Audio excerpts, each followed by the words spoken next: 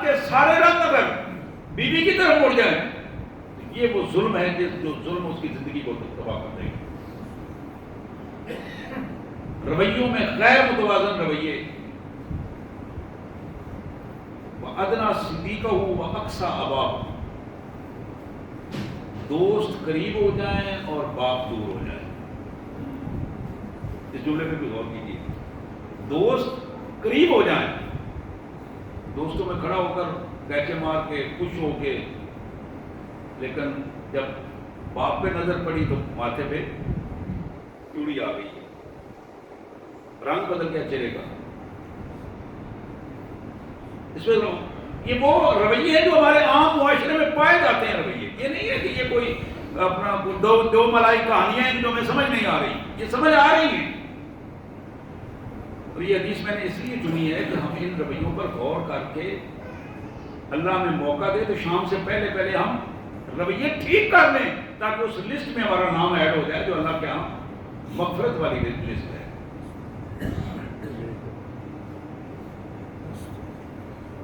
ماں کی بجائے بیٹا اپنی بیوی کا فرمانبردار بن جائے اور ماں کی نافرمانیوں کو معمولی سمجھے. باپ دور ہوتا چلا جائے اور دوست قریب ہوتے جائیں. دوستوں کے حقوق جو نہیں ہیں وہ بھی ادا ہوں، اور باپ کے جو حقوق ہیں ان کو اہمیت نہ دی جائے. بعض اوقات ایک جملہ میں یہاں ایڈ کروں گا، بعض اوقات یہ باتیں سمجھ آتی ہیں 40 سے بعد جا کے، 40-50 سال سے بعد، اس سے پہلے کم سمجھ آتی ہے. بعض اوقات بندہ یہ سمجھ رہا ہوتا ہے باپ نے جو بات کہی ہے وہ بابا ہے، بابے نے اپنے انداز میں بات کر دی ہے. باپ نے کہا بیٹا اس بچے کے ساتھ نہ پھرا ہو، اس کے ساتھ یاری دوستی نہ رکھو، باقی دوست ٹھیک ہے تمہارے لیکن یہاں آ کے احتیاط کرو. لیکن اندر سے جو شیطانی جذبات ہیں وہ مجبور کرتے ہیں. بابے نے ویسے ہی گل کی تھی، اصل سے میرا یار ہے، پکا یار ہے، یہ انہوں میں کیوں کھڑا. باپ کے کہنے پر تو وہ نہیں چھوٹتا، لیکن ایک وقت وہ آتا ہے اسی کے بارے میں جس میں بارے میں باپ نے کہا تھا، جب وہ دوست اس کے منہ پہ مارتا ہے تو پھر وہاں سے وہ خود بخود چھوٹ کر دوسرے کی طرف متوجہ ہوتا ہے. یہ معاشرے کی ناہمواریاں جو ہیں وہ سامنے آتی رہتی ہیں. اللہ کے رسول صلی اللہ علیہ وسلم نے فرمایا وَظَهَرَتِ الْأَصْوَاتُ فِي الْمَسَاجِدِ، مسجد عبادت گاہ ہے، یہاں عبادت کے لیے آنے والے لوگ عبادت کم کریں اور اونچی اونچی آوازوں میں جھگڑے زیادہ کریں، بحث و مباحثہ زیادہ ہو، شور شرابہ مساجد میں زیادہ ہو. وَظَهَرَتِ الْأَصْوَاتُ فِي الْمَسَاجِدِ، مسجد میں آوازوں کو بلند کر کے بات کی جائے. یہاں آوازیں پست رکھنے کی ضرورت ہے. اللہ کے گھر میں آ کر ظَهَرَتِ الْأَصْوَاتُ فِي الْمَسَاجِدِ، یہاں اس میں بھی میں اپنے بھائیوں کو بھی بالخصوص اپنی بہنوں کو درخواست کروں گا. عموماً میری بہنوں کی آوازیں مسجد میں نماز کے بعد زیادہ آنا شروع ہو جاتی ہیں. بہنوں کی آواز کا بھی پردہ ہے، خواتین کی آواز کا بھی پردہ ہے. تو کوشش کریں کہ مسجد میں جب تشریف لاتے ہیں تو مسجد میں اپنی آوازوں کو کنٹرول رکھا جائے. بالکل اسی کیفیت میں میرے بھائیوں کے لیے بھی یہ بات بڑی اہم ہے. یہ نہیں ہے کہ مردوں کو اجازت ہے، بھائیوں کے لیے بھی بڑی اہم بات. یہ بات مسجد میں آ کر اپنے آپ کو کنٹرول رکھیں، خصوصی طور پر کنٹرول رکھیں، اور اہتمام کریں اس بات کا کہ اپنے آپ کو کنٹرول رکھ کے جو بات ذہن میں آئی ہے کرنے والی ہے وہ کسی ایک بندے کے متعلق ہے تو باہر جا کے کسی ایک بھائی سے آرام سے، عزت سے، احترام سے کسی جگہ پہ بیٹھ کے کی جا سکتی ہے.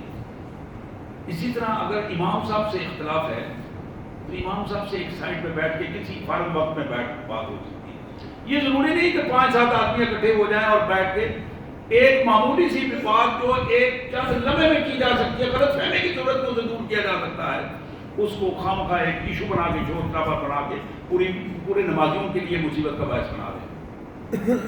وَظَهَرَتِ الْأَصْوَاتُ فِي الْمَسَاجِدِ، یہ بہت بڑا حکمت ہے.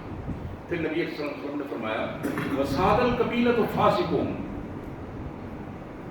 ایک وقت آئے گا قبیلے کا جو بدتمیز انسان ہے، فاسق اسے کہتے ہیں، جو جس میں حیا داری نہ ہو، احترام اور عزت والی بات ہو، گناہ کرے اور اس میں کھل کے کہے کی کر لے گا، کی ہو جائے گا.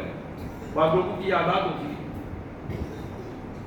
اللہ کے رسول صلی اللہ علیہ وسلم نے فرمایا کہ اس قسم کے جو بدتمیز لوگ ہیں وہ قبیلوں کے سردار بن جائیں گے. فساد القبیلہ تو فاسقوں،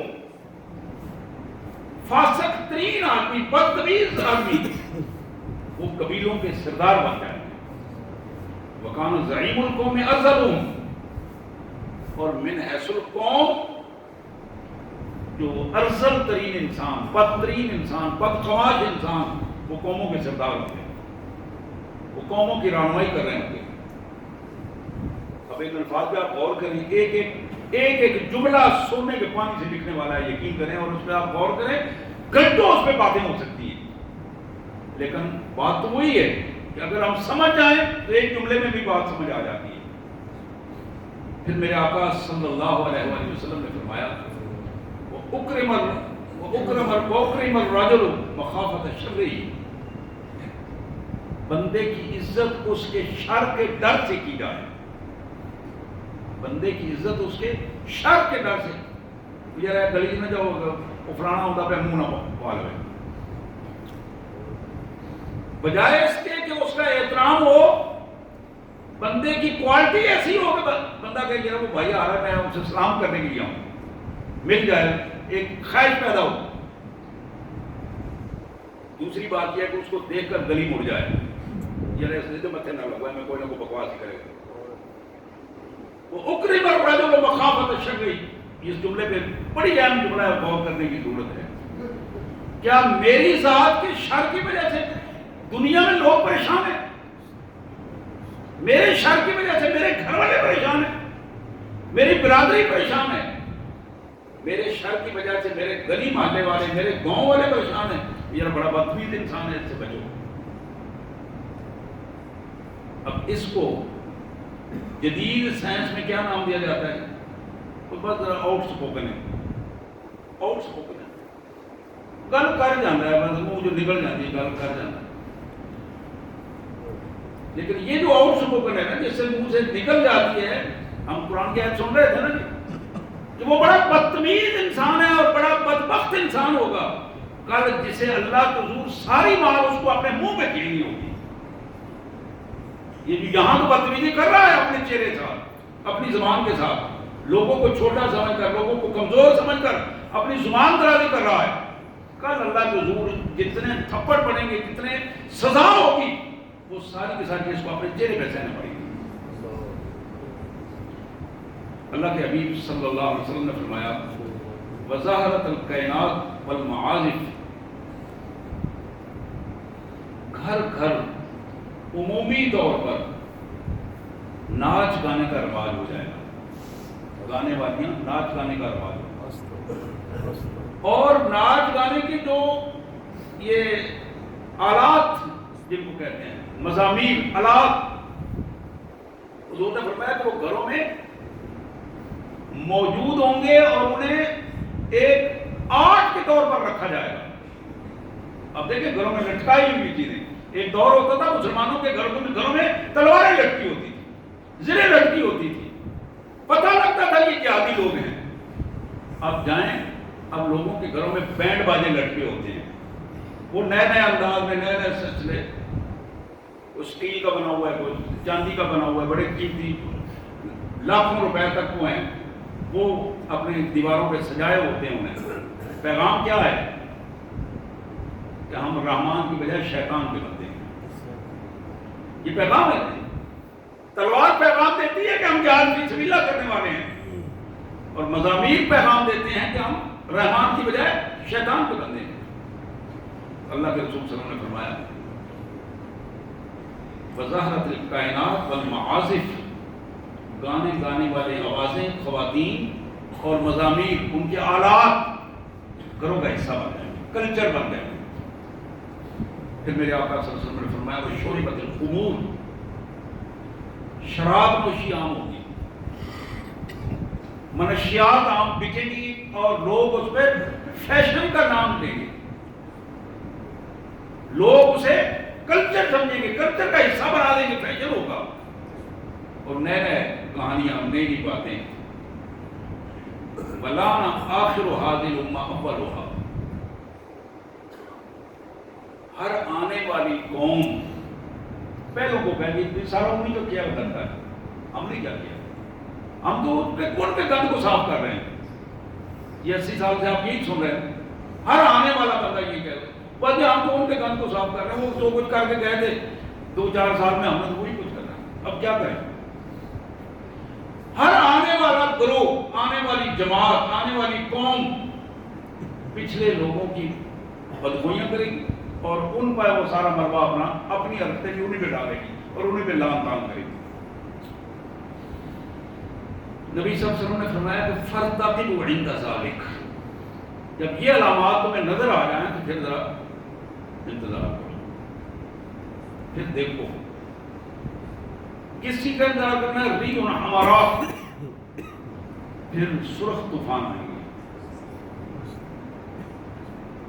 یہ کبھی کبھی بڑوں سے پوچھا کریں جن کی عمر 60 سال سے زیادہ ہے، آبادیوں میں کبھی کبھی جب یہ سرخ طوفان آتے تھے تو لوگ حیران پریشان ہو جاتے تھے اور بعض مختلف اندازے لگاتے تھے کہ شاید یہاں کہیں قتل ہوا ہے، کیا ہوا ہے، کس وجہ سے یہ، وہ اللہ کی بڑی ناراضگی ہے جس کی وجہ سے یہ طوفان آئے. حضور نے فرمایا ریح حمراء، وہ سرخ طوفان آئیں گے. وزلزلہ، زلزلے آئیں گے. آج ہماری توجہ یہ ہوتی ہے کہ ہم یہ ریکٹر سکیل بتائیں گے کتنا زلزلہ، یہ توجہ نہیں ہوتی کہ اللہ کی حضور مغفرت کریں، اپنے گناہوں کی معافی کریں. خسفن و مسخن و قذفن، 3 الفاظ فرمائے. سزا ملے گی زمین میں دھمسا دینے کے حوالے سے، سزا ملے گی شکلوں کو بدلنے کے حوالے سے، اور سزا ملے گی آسمان سے پتھر اور مختلف چیزوں اللہ کی طرف سے ڈائریکٹ پھینکے جانے کی صورت. نستغفر اللہ ونتوب الیہ، نستغفر اللہ ونتوب الیہ. یا اللہ، ہم آپ سے معافی کے طلبگار ہیں. الہ العالمین، ہمارے جان بوجھ کے کیے ہوئے گناہ اور بھول کر کیے ہوئے گناہ سارے معاف فرما. الہ العالمین، اس کے بعد ہمیں گناہوں کی توفیق نہ دے. ہم تیرے کمزور بندے ہیں، تیرے کمزور بندے ہیں. الہ العالمین، ہم پہ رحم فرما. مالک الملک، ہماری رمضان کی ان ٹوٹی پھوٹی باتوں کو قبول فرما. الہ العالمین، ہمیں حق کا ساتھ دینے، حق والا بننے اور حق والوں کا ساتھ دینے کی توفیق عطا فرما. الہ العالمین، ہمیں باطل کے ساتھ کھڑا ہونے کی کبھی توفیق نہ دینا. الہ العالمین، باطل پرستی سے ہمیں بچا لے، شرک سے بچا لے، اور ہماری جو خفیہ خواہشات ہیں، گندی خواہشات ہیں، ہمیں ان سے پناہ عطا فرما. آخر دعوانا الحمدللہ رب العالمین.